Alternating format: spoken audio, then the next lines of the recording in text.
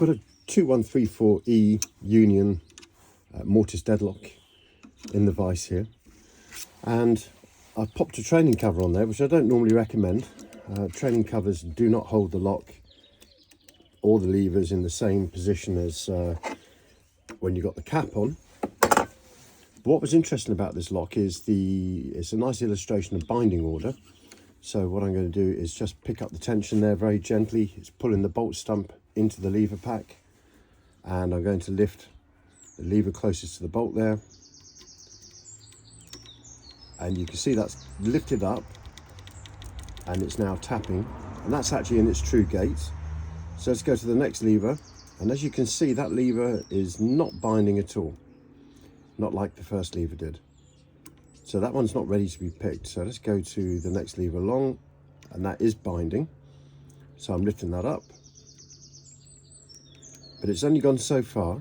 Let's go back to the last lever. There we are. That's now lifted up and it's staying up. And so you can see that I'm having to work these levers.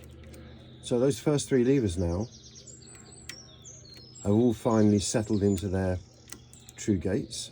Let's go to lever number 2, which is now heavily bound. Lift that up, and there we go. So we've now lifted 5, 4, 3 and 2, and they're all tapping. And all that's left for us to do now is just nudge this lever 1 up, because the anti-pick is after the true gate, and then that'll obviously get the lock open, as you can see. Now what's really interesting about this lock is if I now put the opposite Kersman pick in, as if I was picking from the right, what I can do now is I can pick this lock closed.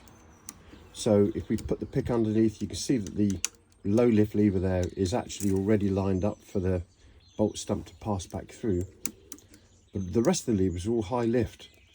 And because of where this wire is pressing on the heel of the lever here, it takes a lot of force, because there's no the mechanical advantage in the lever isn't very good. But you can see that I cannot really lift the rest of those levers much at all. But what I can do is I can just nudge them all up a little bit at each time, and I'm applying quite a reasonable tension on that bolt stump. And what it's done is it's lifted those levers up enough for the ramps to line up and allow the bolt stump to then pass back through, so we can lock up again.